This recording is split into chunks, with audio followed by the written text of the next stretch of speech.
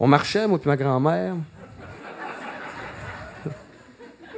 On arrivait devant la maison chez eux, elle faisait 6,3. Puis elle a une grande galerie. Moi, je savais qu'elle se pétait le point 3, qu'elle arrivait flush sur le pas de la porte à 6. Elle fendait le 6 en deux. Elle s'assoyait dans sa chaise berçante. Puis elle me disait qu'Ézémézac est mort de même, comme les légendes meurent. Comme il faut mourir pour être une légende. C'est une caractéristique. Ils nous ont appris ça à l'école. La légende, la caractéristique, il faut être mort. Même ma grand-mère est morte, ça vous donne une idée. Ma grand-mère est morte en 1994. C'est pas de l'invention, là. Elle est morte en 1994. Ça fait 11 ans qu'elle est morte, ma grand-mère. Elle se défaisait de son kit, là. Elle revidait le Pepsi Diet sur le bord de la fenêtre. Les pétales effoirés entre les necks, son dentier, puis le livre, elle gardait le livre dans ses mains. Elle est morte en 1994. Je vais vous dire une chose, la maison est encore là. Quand vous allez venir à Saint-Élie, vous allez voir, au coin de la rue principale puis de la rue Saint-Pierre, une grosse maison beige avec des volets bruns. Puis il n'y a rien qui a bougé. Parce qu'avec Clémence, ça reste là, ma tante Clémence. Puis ma tante Clémence, elle prend soin que ça ne grouille pas. Puis, tout est là. Il manque rien que ma mère. Il n'y a rien qui bouge. Je ne sais pas si elle le fait pour s'en rendre compte ou juste par une nostalgie inconsciente, mais il y a surtout le plus dur à supporter. En tout cas, moi, j'ai hâte qu'ils s'en rendent compte. Quand on rentre chez ma grand-mère, il y a une chaise berçante, vide, qui est la chaise à ma mère, le meilleur spot devant la fenêtre. Une chaise berçante dans laquelle personne ne s'assoit parce que c'est la chaise à ma mère. Et écoutez, des fois, il y a 9 chaises dans la cuisine, des fois, on est 9. Puis il y en a un qui reste debout parce qu'il y a la chaise à ma mère. Puis il n'y a personne qui a autant de capitainerie qu'elle pour voguer là-dessus.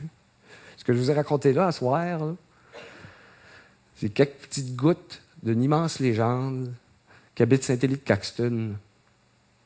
Comme il y en a dans tous les villages au Québec, des histoires, si on prend le temps de se les compter et de se les écouter.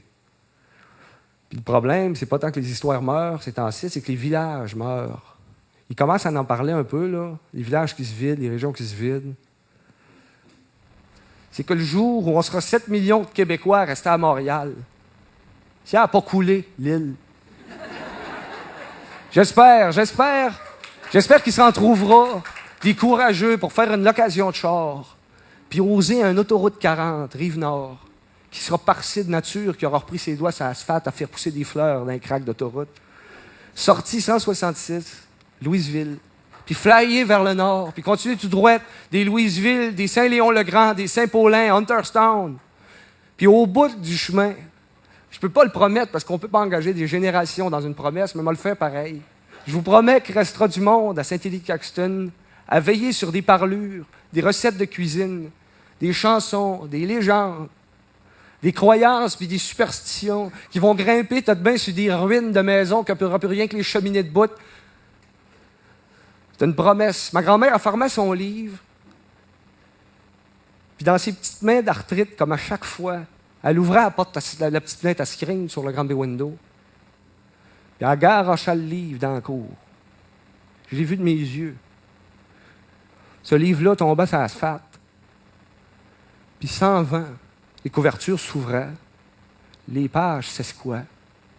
Puis on voyait le livre se mettre à battre la couverture, à tir de page, à s'élever dans le ciel du village.